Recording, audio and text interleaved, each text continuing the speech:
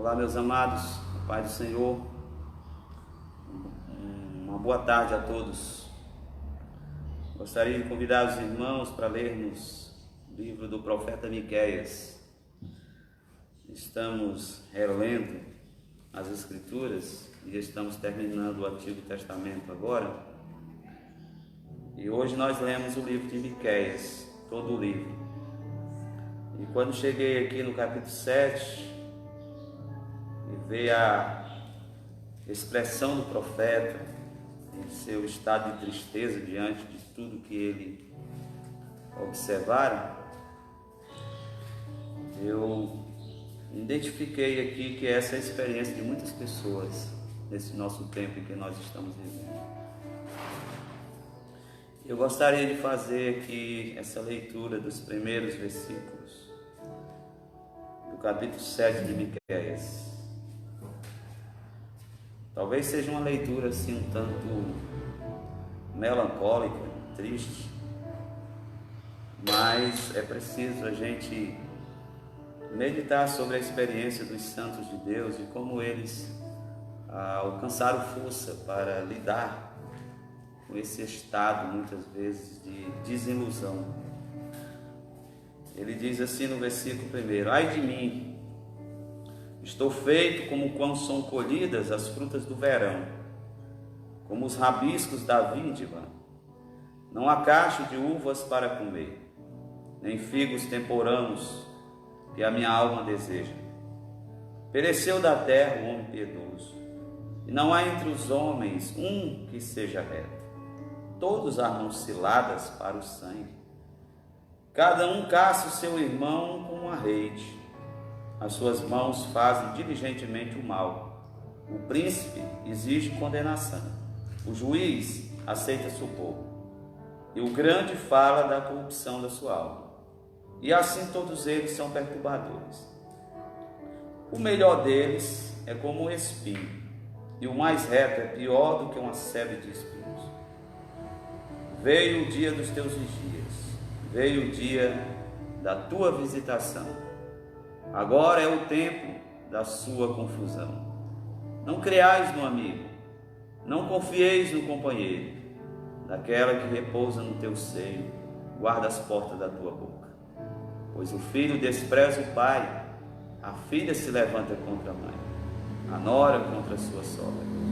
Os inimigos do homem são os da sua própria casa. Essa primeira parte da leitura do capítulo 7 de Miqueias revela esse estado de desilusão, desencanto com a vida, de uma forma que o profeta revela a sua tristeza e a sua falta de interesse pelas coisas que estão à sua volta.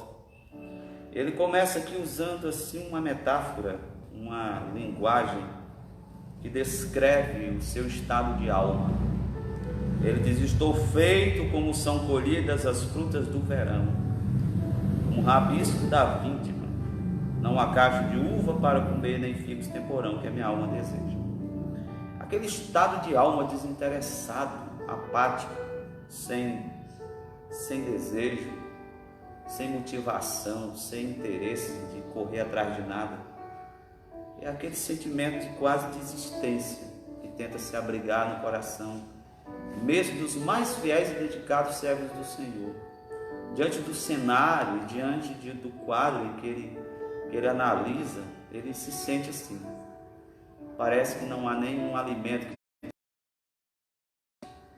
Parece que o seu apetite da alma, de forma que ele não encontra prazer e alegria em quase nada que ele observa. Ele descreve aqui como o que ele vê como sendo aqueles frutos que se colhem no final da colheita, que já foram deixados ali porque não eram tão belos e não eram tão palatáveis. E é assim que ele descreve a sua experiência com a sociedade, com a convivência social. Então ele se descreve como essa pessoa que está perdendo assim o interesse, o gosto pelas coisas. Parece que nada o encanta, nada o estimula, nada o lhe faz sente paixão, sente alegria. E ele se descreve como esta pessoa que está diante desses frutos, essas coisas. Não desperta o meu apetite, não há nada que possa despertar o meu interesse. E então ele descreve de forma clara o que é que ele observa para que a sua alma se encontrasse nesse estado de coisa. O que levou a alma dele a se sentir assim, tão desencantado com a vida? Ele diz assim: pereceu da terra um homem piedoso. Quer dizer, ele observa e diz: meu Deus, será que há alguém que verdadeiramente se importe em viver para ti? Né? Se importe em te buscar? Essa sensação assim, que muitas vezes, né, assalta o coração humano de uma forma terrível, né? Porque não somos capazes de ter uma avaliação clara das coisas, e às vezes a nossa visão se resume a essa percepção, muitas vezes não real, não totalmente real, mas que na sua totalidade parece ser assim. A gente sabe que o profeta descreve uma situação de forma generalizada, analisando não indivíduos, mas analisando a sociedade como um todo. Ele está descrevendo aqui a visão que ele tem da sociedade. Então ele diz: pereceu da terra o homem piedoso. Não há entre os homens um reto. Todos armam ciladas para sangue. Ele vê os homens como caçando uns aos outros, como cada um querendo se dar bem. Para se dar bem, o outro se transforma em uma presa. É assim que ele descreve. E cada um é um predador, né? Que o interesse aqui, na verdade, é se dar bem, que o outro, né, seja penalizado por essa selvageria na busca de alcançar aquilo que se deseja.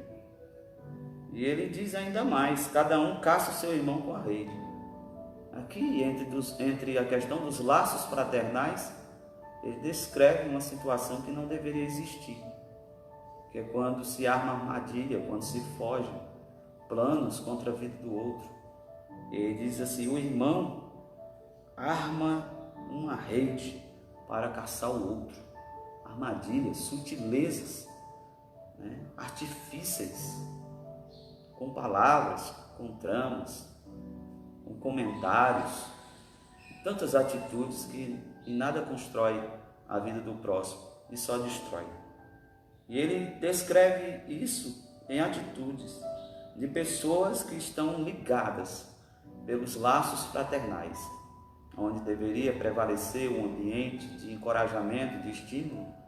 Às vezes o que se dá é evasão, muitas vezes a inveja, evasão ao sentimento de ciúme, que vai se apropriando do coração e vai amargurando tanto a alma, que o outro agora é visto como uma presa, para ser estraçalhada a todo custo, para que se deem bem.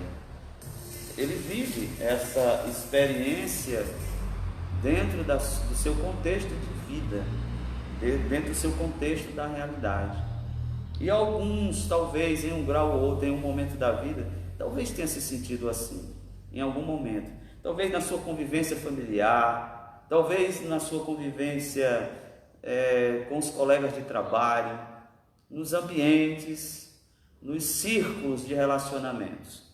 Quantas vezes você vive essa sensação da falta de amor, da falta de empatia do próximo?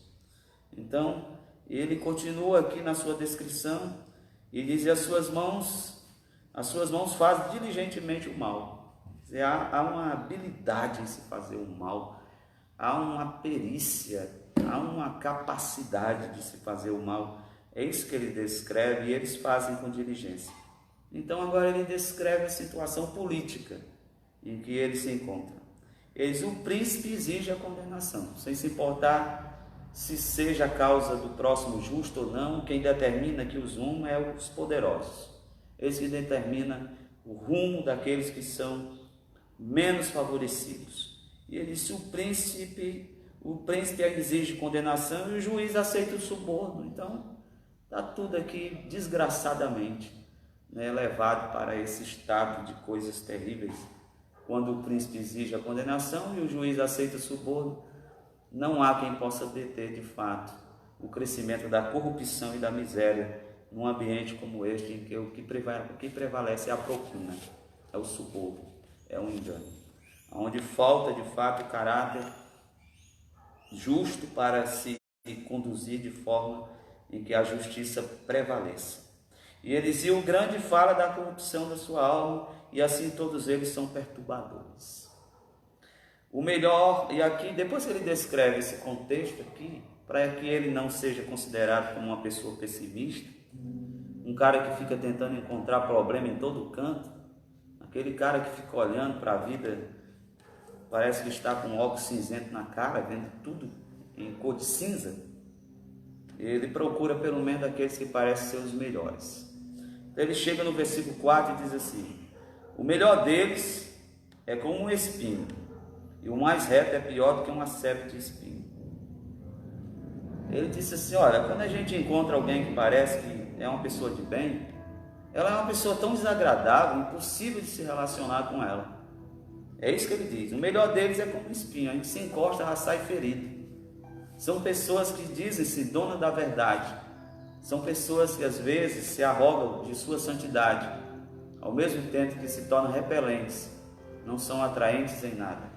Estão sempre como donas da verdade, cheias de si mesmas, achando que sabem tudo. Contudo, são insuportáveis, são intragáveis, são repelentes, não atraem, não convidam, não exalam um perfume atraente. O melhor deles é como um espinho, o mais reto é pior que uma sebe de espinhos. Você observa aqui a descrição que ele diz. Aqueles que se propõem a serem mais ou menos são as pessoas mais insuportáveis que têm de lidar com ela. É tão triste. Algumas pessoas se digam seguidoras de Cristo e da verdade, se arrogam de serem discípulos de Jesus e se tornam pessoas insuportáveis, indelicadas, pessoas muitas vezes difíceis de você estar perto, porque são totalmente intragáveis. Jesus foi a pessoa que viveu a santidade do mais alto nível. Ninguém foi tão santo como ele. O apóstolo Pedro diz que na sua boca nunca se achou engano. E uma coisa que ele não era repelente. Ele atraía as pessoas. Ele conseguia atrair as pessoas. Todo tipo de pessoas. Fariseus. Ele atraía publicanos, que é exatamente aquilo que é antagônico aos fariseus. Ele atraía crianças, atraía idosos, atraía pecadores para estar com ele. A santidade de Jesus não repelia, atraía as pessoas, convidava as pessoas. A santidade de Jesus não é essa santidade da cara feia, da cara amarrada, da cara fechada. Não é a santidade do dedo em riste, apontando para tudo quanto é lado, encontrando defeitos em todo mundo, só não conseguindo ver o defeito que está em si mesmo, encontrando argueiro no olho do próximo e não conseguindo enxergar a trave que está no seu. Essa santidade não é uma santidade que verdadeiramente venha de Deus, é uma pseudo-santidade, é uma santidade aparente, é uma santidade arrogante. E a santidade que o Espírito Santo produz em nós é humilde, não é arrogante. Ela não é intratável, indelicada, inconveniente. É uma santidade vivida num amor que se expressa de uma forma tão especial como 1 Coríntios 13 nos descreve. Sem ser inconveniente, sem suspeitar mal. O amor não suspeita mal. O amor tudo suporta, tudo crê e tudo espera. Olha para as pessoas com esperança. Olha para as pessoas acreditando. Olha para as pessoas sendo paciente com elas. Então nós temos que aprender muito com as Escrituras. Esse texto nos ensina sobre isso. Que a gente possa ser considerados as pessoas de bem e ao mesmo tempo sermos considerados pessoas agradáveis. Existe uma história de uma meninazinha inglesa que faz uma oração a Deus, e a sua oração é esta. Ela diz assim: Senhor, transforme as pessoas más em pessoas boas. Aí depois ela diz: e transforma as pessoas boas em pessoas agradáveis. As pessoas boas que ela fala, é as pessoas com que ela convivia. E ela acabava olhando que algumas pessoas que pareciam ser tão religiosas, que ela considerava ser as pessoas boas, eram muito desagradáveis. Eram pessoas desagradabilíssimas. Então que a gente aprenda a sermos pessoas santas e agradáveis diante de Deus. Às vezes, esta experiência não precisa a gente ir tão longe para vivenciá-la. O profeta descreve que ela pode ser uma experiência vivida dentro dos nossos círculos íntimos. Ele diz: não creais no amigo, não confiais no companheiro, daquela que repousa no teu seio, guarda as portas da tua boca, pois o filho despreza o pai, a filha se levanta contra a mãe, a nora contra a sua sogra, e os inimigos do homem são da sua própria casa. Ele diz que não é difícil você viver uma experiência de decepção, uma experiência de desilusão. Você não precisa ir tão longe. E aliás, talvez este seja o ambiente mais propício para você experimentar essa sensação, né? Nos relacionamentos de amizade, nos relacionamentos familiares. E ele descreve essa realidade toda, né? Ele descreve essa realidade toda, e o que é interessante é que no Novo Testamento Jesus faz citação desta passagem como uma realidade vivida por aqueles que seriam seus discípulos, seus seguidores. Essa experiência do desprezo, né, que pode vir por parte daqueles que consideramos ser nossos amigos e aqueles a quem nós amamos. A ferida aberta pelo amigo, ela dói muito mais profundamente do que uma ferida aberta por aqueles que não têm qualquer relação de afetividade conosco. E diante de tudo isso, como é que ele sai desse estado de desinteresse, de desilusão, desencantamento com tudo? Ele diz aqui no versículo 7: Eu, porém, confiarei no Senhor e esperarei no Deus da minha salvação. Meu Deus me ouvirá. Ele se volta para Deus. Ele vai para uma realidade que dá a ele uma perspectiva diferente de tudo. Uma perspectiva diferente da própria vida, porque ele está agora se voltando para Deus, para uma realidade espiritual, para uma realidade muito mais grandiosa. Então ele diz: eu, porém, mesmo diante disso, eu, porém, confiarei no Senhor. Há um porém em tudo isso aqui. Se você viver esse estado aqui, se você viver essa situação, sem que haja uma experiência de um porém, de um após isso,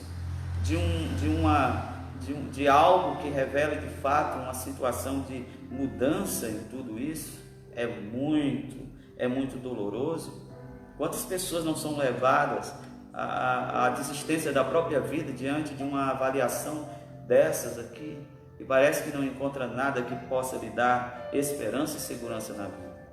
Você tem um porém, você tem um Senhor, você tem um Deus a quem você se agarrar. Quando você olhar para a vida diante dessas experiências, eu não sei se essa é a sua, eu não sei se você vive um momento de desencantamento com tudo, mas você precisa enxergar um porém.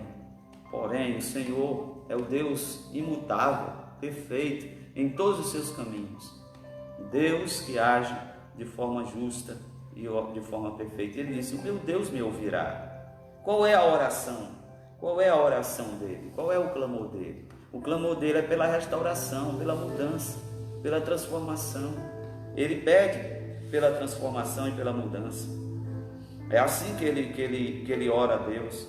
E ele mesmo, diante de tudo isso, ele é capaz de ser otimista e profetizar o bem. Ele diz aqui no versículo 12: naquele dia virão a ti. No versículo 11: o dia da reedificação dos teus muros virá, naquele dia será dilatado grandemente o teu termo. Ele começa não só a orar, como falar de restauração, como falar de mudança de todo aquele quadro, de todo aquele ambiente. E ele diz assim: apacenta o teu povo com a tua vara, e o rebanho da tua herança que mora a sós no bosque, no meio da terra fértil. Apacente-se em Bazã e Gileade, como nos dias da antiguidade. Eu lhe mostrarei maravilhas, como nos dias da tua saída da terra do Egito. As nações verão e se vergonharão por causa de todo o poder, porão a mão sobre a boca e os seus ouvidos ficarão surdos. Ele está aqui olhando para o Deus que não largou o trono, que está no controle das circunstâncias e situações da vida. E quando ele se volta para isso, o seu coração se enche de esperança, se enche de alegria e se enche de perspectivas futuras grandiosas, quando ele fala aqui a respeito da restauração, e a respeito não só de restauração, mas de alargamento, de crescimento. Não é só uma questão de restaurar, mas é uma questão de melhorar as coisas, de tornar as coisas ainda melhor. É assim que ele fala. Então, ele conclui aqui a sua palavra em uma oração de agradecimento a Deus. Ele diz no versículo 18: quem, ó Deus, é semelhante a ti, que perdoas a iniquidade, te esquece da transgressão, do restante da não retém a sua ira para sempre, porque tem prazer na misericórdia. Tornará a piedade de nós, pisará os pés das nossas iniquidades e lançará todos os nossos pecados nas profundezas do mar. Mostrarás a Jacó a fidelidade e a Abraão a misericórdia, as quais juraste aos nossos pais desde os dias antigos. Como é que ele termina? Reconhecendo que Deus é um Deus abundante em misericórdia e em benignidade. Ele sabe que mesmo diante de um cenário tão corrompido, tão desprovido de piedade, não tira de Deus a disposição de manifestar a sua misericórdia, não desmotiva Deus, não rouba de Deus a disposição em manifestar a sua bondade e misericórdia. Por isso ele diz: quem é semelhante a ti, Senhor, que perdoas a iniquidade, se esquece da transgressão da tua herança. Porque o Senhor não retém a sua ira, porque na verdade ele tem prazer na misericórdia.